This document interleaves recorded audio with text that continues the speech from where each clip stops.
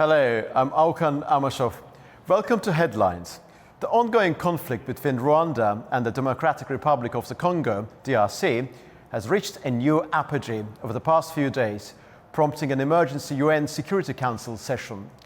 At a meeting held on Sunday, UN Secretary-General Antonio Guterres has called on Rwanda to withdraw its forces from the Democratic Republic of Congo's territory and cease helping the M23 rebel group, which is in control of vast parts of mineral-rich eastern part of the latter, advance on the key Congolese city of Goma. A few hours after this, the M23 group, which stands for the March 23 movement, claimed to have taken control of this very city, with the government in Kinshasa, however, denying this. This statement from the UN chief came after 3 UN peacekeepers in eastern DRC had been killed within the space of 48 hours, with Guterres adding that attacks against UN personnel may constitute a war crime. During the session, Foreign Minister of the DRC accused Rwanda of declaring war by sending its troops over the border to help the rebels, urging the Council to impose economic and political sanctions on Kigali. Rwanda's representative to the United Nations, without denying his country's backing for the M23 group, rejected the accusations and accused Kinshasa of being responsible for the current situation and failing to make a genuine commitment to peace. Kigali has been very critical of the UN, claiming that its peacekeepers are siding with Congo. Of course, all of this together only form part of the wider picture. There's more to it. In particular, once rich minerals of eastern DRC, namely gold, cobalt and tantalum resources, are taken into account. Joining me now to discuss this developing situation is Ronald Keita, journalist and broadcaster, who's joining us from Lyon, France. Mr. Keita, delighted to welcome you. Thank you for having me. Thank you very much. We understand that the tensions between Rwanda and the Democratic Republic of the Congo have been building up for some time. In fact, these two countries have been embroiled in what is described as an ongoing conflict, in particular since March 2021. I'm going to put to you one question, but actually it would entail 2 separate elements. First of all, could you walk us through the respective positions of the conflicting sides? DRC is claiming that in addition to assisting the M23 group, which is a Rwanda-backed militant group based in the east of DRC with a declared aim of protecting the Tutsi population, Rwanda has directly violated its territorial integrity, which seems to be the UN position as well. And Rwanda, on the other side, has been accusing DRC of working together with the Democratic Forces for the Liberation of Rwanda, an ethnic Hutu paramilitary group. And also, could you explain to us why now? Why has this situation escalated now? Thank you for having me. So as you said, this is an old conflict. I mean, it goes off and on and off and then back on. But since 2022, the M23 have launched a large-scale offensive against government forces in the east of the Democratic Republic of Congo. And despite numerous interventions, and there have been many, one by the countries of the Eastern Africa region, of which the DR Congo is a member, and the other by the Southern African Development Community, or SADC, of which the Democratic Republic of Congo is a member again. But those interventions have only succeeded in bringing about short-term calm. And, we've had numerous ceasefires, the last one being shortly before Christmas in December, mediated by the US and the Angolan president, Joao Lourenço.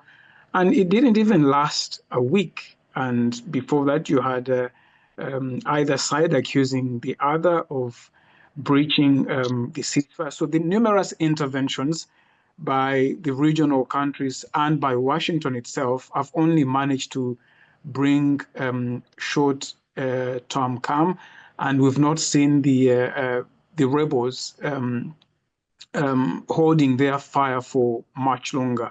Of course, they say that the Congolese military as well never abided by the terms of the ceasefire. So why now? In December, there was supposed to be a meeting in the Angolan capital, Rwanda, between the leaders of Congo and Rwanda. Now, the president of Rwanda, Mr. Paul Kagame, was a no-show in Rwanda. President Felix Tshisekedi of DRC showed up. And what Rwanda said is that we do not need to be there. You don't have to make peace with us. This is Kigali telling Congo and the mediator, the Angolan president, Lorenzo, we don't have to be there. The DRC has to make peace with the rebels. Talk to the rebels. We are not the problem. Why do you want us to be at the table if you refuse to be at the table with the people who took up arms against you? So this initiative that many people had banked on to deliver a ceasefire and probably a solution to the conflict never worked. And from then on, we've seen a lightning offensive by the M23, which since the beginning of this year, they have been taking city after city, trading center after trading center, and now they're in Goma, a regional capital of about 1.5 million people. And Mr. Kato, so we want to, if you understand the position maintained by Rwanda better, they are sort of officially, they are respecting sort of territorial integrity of DRC. They do not have any territorial claim towards DRC, but and they believe that central government in Kinshasa should speak to rebels. Is that what they're saying, or is there anything else to their position that we are not aware of? This has been Kigali's position for a very long time, despite the accusations, and there's so many merits in those accusations that Kigali is supporting the M23 rebels. But they reject it. They reject the accusation. And their position has for a very long time been consistent. They say, we are not involved in the conflict in Eastern DRC. We may know the people that are taking up arms against the Congolese government, but as a government, as a neighbor, we are not involved. So Rwanda believes that the only people the Congolese government should be talking to are the rebels. But this condition, this suggestion is a non-starter for Kinshasa. It says, no, you are the aggressor. The people who are attacking us are supported by you, are kitted by you, are equipped by you, are financed by you. The minerals they loot from our territory are sent to you to sell to outside countries. So we have to talk to you. And I mean, to be fair to Kinshasa, there's many merits in that accusation. The UN has clearly documented it. It's a known secret in the Eastern African region. So many intelligence agencies of the neighboring countries know this.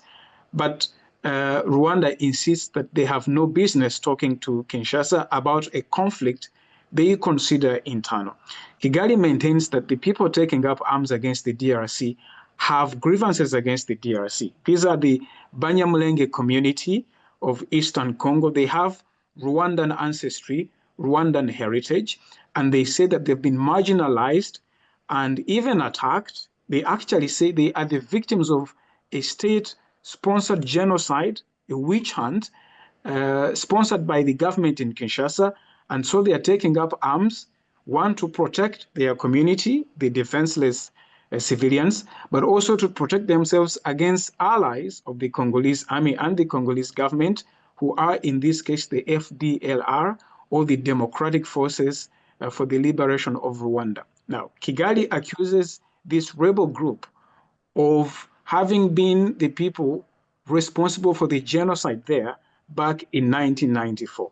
After committing the genocide, Kigali says, and they lost power in Kigali, they fled to Eastern DR Congo, and from there, they regrouped and have tried to attack Rwanda. So these are the two principal reasons that Kigali gives, and by extension, the M23 gives, that we are the victims of a state-sponsored campaign of terror by the Congolese government, so we have to protect ourselves and our communities.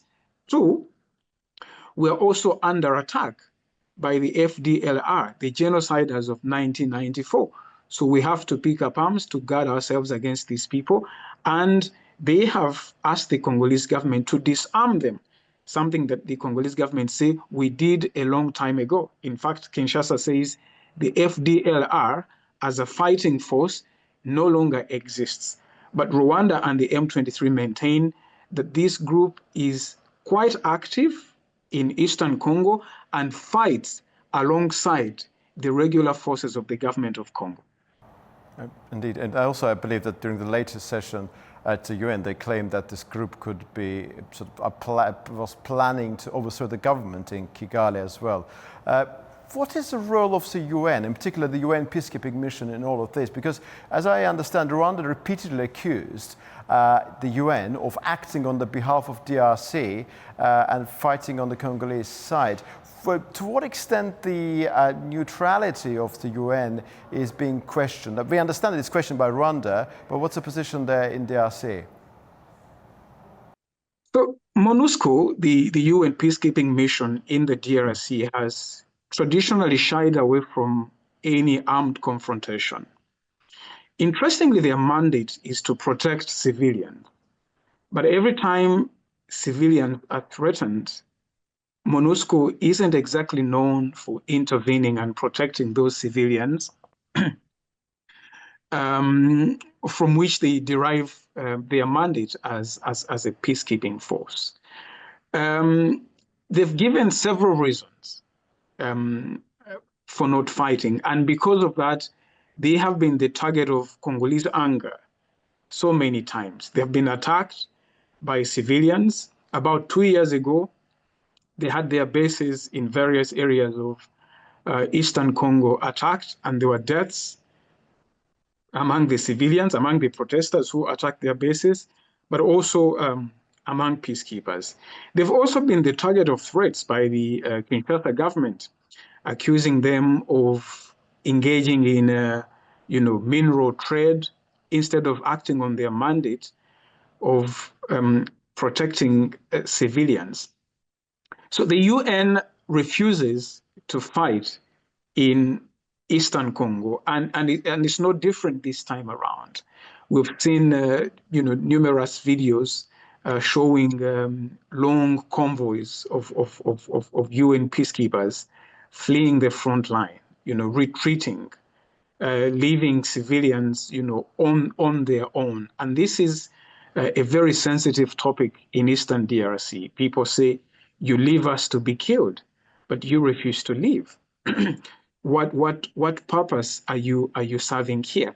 And this is why the Congolese government has turned previously to an East African regional force, which was deployed there about 2 years ago, but which also refused to confront the M23, and the Kinshasa government had to send them away. And after that, they were replaced by the Southern African regional forces, whose contributors are Malawi, some troops from Tanzania, and mostly troops from South Africa, who have participated in combat to a degree and have actually taken casualties, but it appears that they are also not well equipped to handle the invading force that is M23, and as the UN says, also the Rwandan armed forces. And the Security Council as a whole has yet to accuse Rwanda of taking part directly in this conflict. I think that the statement from Security Council, which underlined the territorial integrity of DRC, but there are certain frictions there. If memory serves me correctly, the United States, Britain and France accused Rwanda, but other countries did not.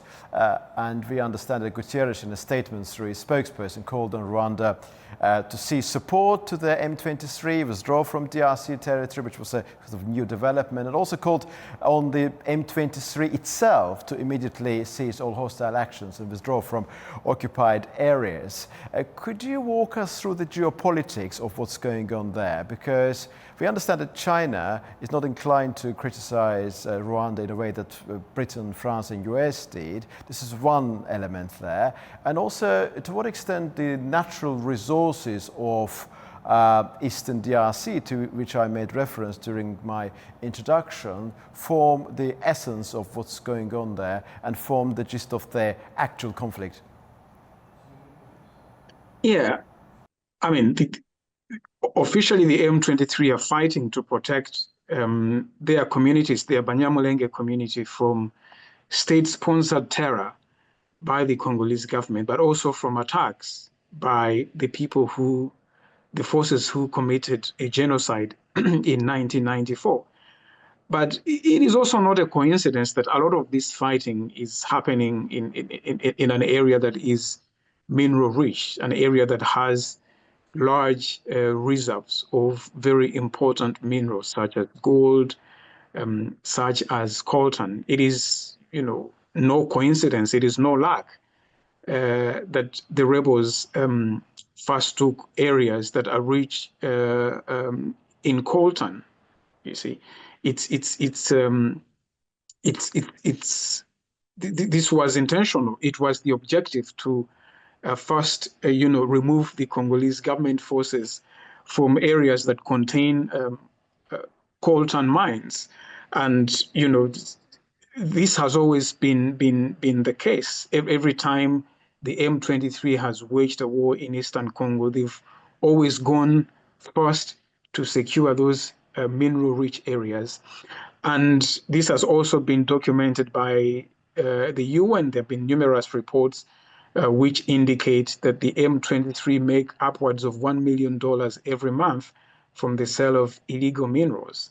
So these minerals are mined by people close to M23. If they don't mine themselves, then they tax the miners, or they control the routes through which the minerals pass. So they keep collecting revenue, along the value chain. They control the mines, they control the routes that the mines take to get out of the DRC, but they also tax the miners and the businesses that actually buy these minerals. And from that, they make a lot of money to finance their rebellion. The government in Kinshasa has, made a lot of noise about this. It's confronted the EU on various occasions, accusing them of hypocrisy, the EU being the most important destination for coltan exports from Rwanda, and yet Rwanda does not have that many coltan mines. It's disturbing, it's confusing that a country does not have that many coltan mines, but is one of the leading exporters of coltan to the EU. So Kinshasa has been consistent with the EU, telling them, you guys have to stop looking away. You know that the coltan you're buying, the minerals you're buying from Rwanda are actually Congolese minerals. Why do you keep buying them? Why don't you sanction exports of coltan from Rwanda? The EU says, yes, we'll do something. And they show concern every now and then. But to Rwanda, this is not enough. As you would imagine, China, especially in Eastern DRC, does not have much to lose. Yes, they have some citizens of their own who carry out mining, but China's most important mining interests in the DRC in copper and cobalt, which is from the other regions, not the ones being affected by the conflict. I think the only country with the leverage to exert power, to exert its influence, to have an impact on the war as it is now is Washington. We've seen them intervene in the past. As I said, there was a ceasefire shortly before mid-December. The US was heavily involved in it. There was another one shortly before that, and the US was involved in it. Before that, about a year or two ago, we saw the Director of National Intelligence of the US visiting Kigali and Kinshasa and holding talks with the leaders there. So Washington has enough leverage to talk to Rwanda to tell them to stop. And we know that President of Kenya proposed an emergency meeting between two leaders of DRC and Rwanda. Is this also connected with the diplomacy of Washington? Absolutely. The Democratic Republic of Congo and Rwanda are both members of the East African Community. This is a regional bloc of about 7 to 8 countries now. Somalia is the latest entrant, and Kenya holds the rotating chair of the East African Community. And President William Ruto of Kenya is using that mandate to try and get his fellow regional heads of state to the table to try to debate solutions to the conflict. It's not clear how much he can do. It's not clear how much the East African Community can do, because it deployed a regional force about 2 years ago, which force never did anything to stop the conflict. They were simply there as the M23 ran riot. They kept quiet. Their arms were folded. And Kinshasa got fed up, got frustrated, and sent them packing. And the attitude of Kinshasa also towards the East African Community changed from then. He said, okay, so you guys won't protect us because, so it's not clear. It's not clear how much the East African Community, President William Ruto, can do at the moment. It doesn't look like they have any leverage over Kigali. It doesn't look like they have any levers they can pull to convince Kigali to stop the offensive. The only maybe achievement they can make is maybe forcing the M23 to stop its advance in Goma for now and force the two sides to engage further or merge their efforts with those of the Great Lakes region being pioneered by Angola at the moment. Thank you, Mr. Keita. I'm grateful to you for your time and for your detailed answers. Thank you. Thank you for having me. Thank you. This was Ronald Keita, journalist and broadcaster. With whom we discussed latest clashes involving Rwanda and Democratic Republic of the Congo. He joined us from Lyon, France. See you very soon.